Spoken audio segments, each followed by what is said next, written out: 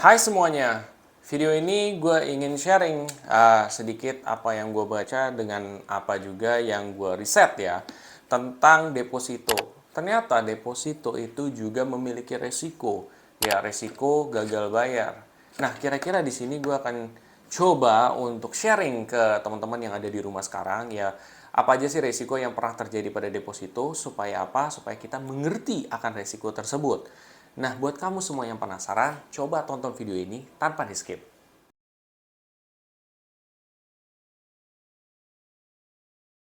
Jadi kita mengetahui deposito bisa menjadi satu instrumen yang kita gunakan untuk meningkatkan uang kita. Nah, tetapi deposito itu banyak orang yang tidak tahu memiliki tingkat resiko juga. Artinya dia juga punya resiko. Tidak sepenuhnya dia, tidak ada resiko, tidak seperti itu. Nah, mungkin awal-awal gue akan coba bahas dari stigma orang soal deposito ya. Stigma orang soal deposito, terutama dari orang tua kita adalah bahwa deposito adalah investasi yang terbaik, di mana mereka bisa meningkatkan uang mereka gitu ya. Tetapi kenyataannya itu betul. Walaupun ya sebenarnya ada beberapa yang memiliki resiko gagal bayar. Nah, di video ini gue coba sharing ke sobat investor semua ya beberapa kasus yang pernah terjadi pada deposito.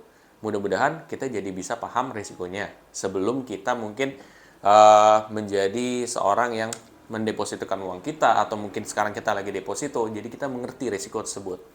Oke, yang pertama itu terjadi pada salah satu bank yaitu Bank Bukopin.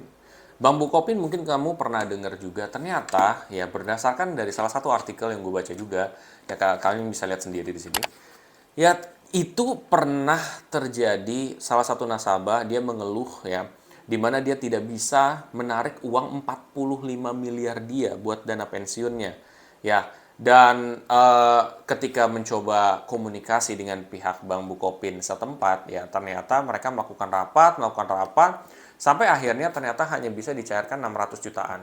Wow, jauh banget dari 600 juta sampai 45 miliar. Ya, nah kenapa itu bisa terjadi? Menurut dari artikel yang gue baca, itu disebabkan karena memang banknya nggak ada duit ya.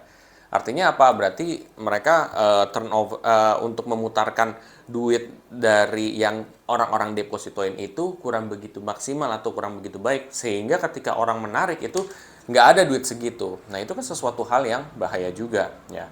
Itu sesuatu hal yang harus kita perhatikan sebagai seorang calon investor. Lalu kita bisa melihat lain dari kasusnya. Contoh lain adalah kasus seperti ini.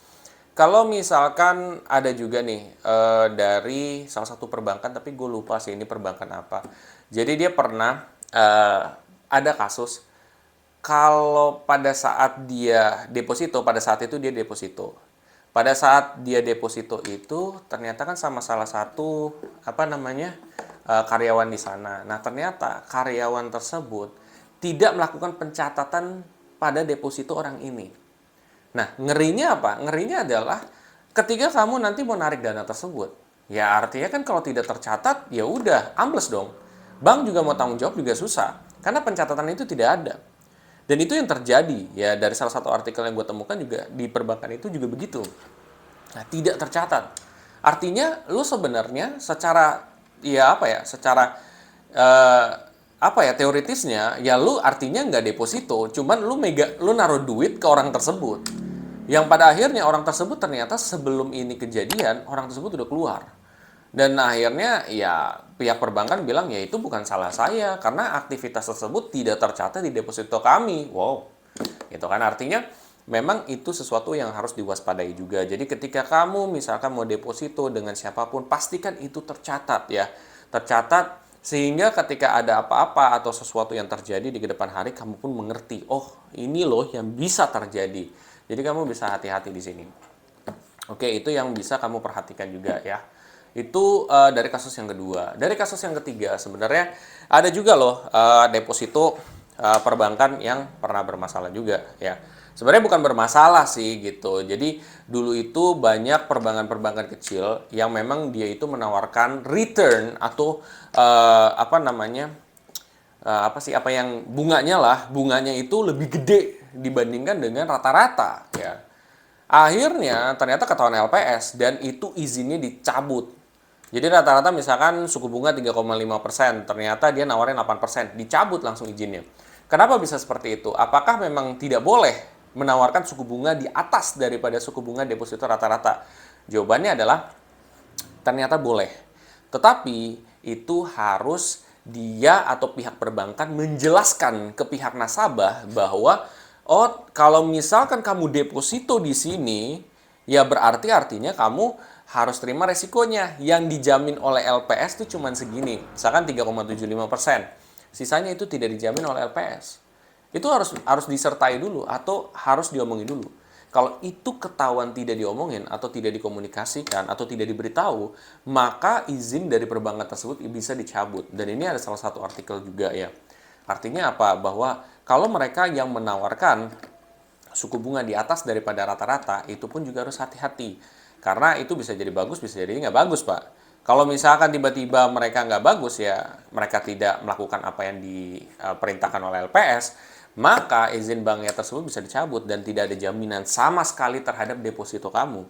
Jadi, itu tetap kamu harus hati-hati ketika kamu menaruh uang kamu atau kamu menginvestasikan uang kamu. Karena bagaimanapun resiko itu akan tetap ada, ya. Begitu pula di deposito juga seperti itu. Itu adalah beberapa kasus yang gue riset juga, ya, di mana beberapa deposito yang sempat bermasalah juga. Dan kenapa sih itu masalahnya? Kesimpulan gue dari sini, boleh nggak deposito? Ya, jawabannya adalah boleh. Tetapi kamu harus pastikan ya bahwa yang didepositokan itu benar-benar tercatat dengan orang yang tepat ya. Terus juga memang ya bagus gitu loh. Jadi secara track record tuh memang bagus gitu. Karena dengan secara track record perbankan tersebut bagus, ya udah itu bisa menjadi salah satu step di mana kamu menginvestasikan dengan aman juga. Jadi gue bukan berarti ngelarang kalian untuk deposito ya gara-gara gue ngasih tahu resiko jelek ya atau kekurangannya. Ya semua investasi juga ada kekurangan, mau itu emas, saham, reksadana, ya itu semua juga ada weakness-nya dan mereka punya risiko juga. Tetapi dengan ada resiko bukan berarti kamu mundur, tapi kamu jadi mengerti ketika kamu nyemplung, kamu ngerti, oh ini loh yang bisa terjadi. Gitu guys. Mudah-mudahan informasi ini dapat membantu kamu juga untuk lebih smart atau lebih mengkaji ya ketika kamu mau deposito supaya kamu bisa menghindari dari hal-hal yang tidak kita inginkan. Nah, buat kamu semua yang merasa informasi ini sangat informatif, kamu coba share aja ke sobat investor yang lain atau kamu bisa share ke sanak keluarga kamu juga. Siapa tahu mereka bisa terhindar dari hal ini juga dengan kamu cuma bisa nge-share di sosial media kamu, di WhatsApp, Instagram, Facebook, Telegram, itu aja. Sampai jumpa di video selanjutnya. Terima kasih.